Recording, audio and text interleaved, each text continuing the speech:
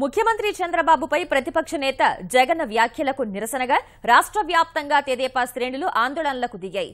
పలు కూడళ్లలో ఆందోళనలు చేసిన కార్యకర్తలు ఎక్కడికక్కడ పోలీసులకు ఫిర్యాదులు చేశారు. కొన్ని చోట్ల కేసులు నమోదు చేశారు.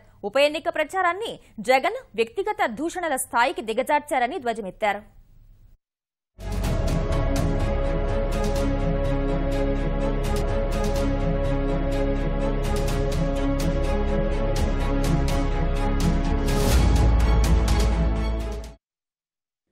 నంద్యాల బహిరంగ సభలో ప్రతిపక్ష నేత జగన్ చేసిన వ్యాఖ్యలకు నిరసనగా విజయవాడ ఎన్టీఆర్ కూడలి వద్ద తెదేపా శ్రేణులు ఆందోళనకు దిగాయి.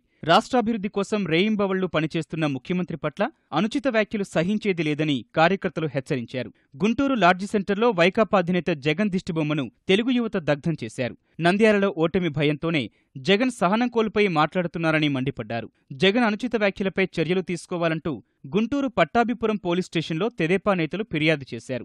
మత విద్వేషాలను రెచ్చగొట్టేందుకు చేసిన ప్రయత్నంపై ఎన్నికల సంఘానికి ఫిర్యాదు చేస్తామన్నారు. తెనాలిలో తెలుగుదేశం కార్యకర్తలు జగన్కు శవయాత్ర నిర్వహించారు. పలువురు స్థానిక నేతలు ఈ కార్యక్రమంలో పాల్గొనగా జగన్పై చర్యలు తీసుకోవాలంటూ డీఎస్పీకి వినతిపత్రం సమర్పించారు.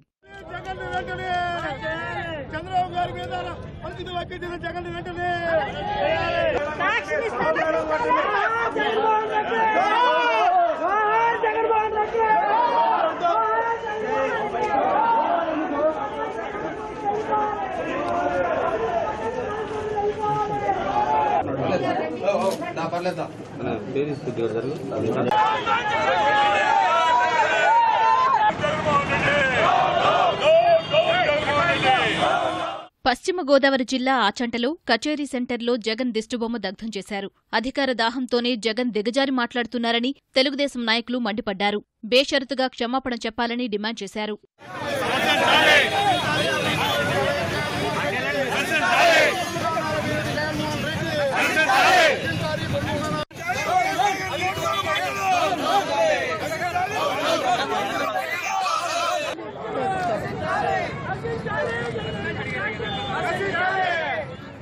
జగన్ అనుచిత వ్యాఖ్యలపై చర్యలు తీసుకోవాలని కర్నూలు జిల్లా పరిషత్ చైర్మన్ మల్లెల రాజశేఖర్ జిల్లా ఎస్పీ గోపీనాథ్ జెట్టిని కోరారు. విచారణ చేపడతామని ఎస్పీ హామీ ఇచ్చారు. ముఖ్యమంత్రిని దూషించిన తీరు చూస్తుంటే జగన్ మానసిక స్థితిపై అనుమానం కలుగుతోందని తిరుపతి ఎమ్మెల్యే సుగుణమ్మ అన్నారు. వైకాపా అధ్యక్షుడికి నంద్యాల ప్రజలే తగిన గుణపాఠం చెబుతారని తుడా చైర్మన్ నరసింహ యాదవ్ హెచ్చరించారు.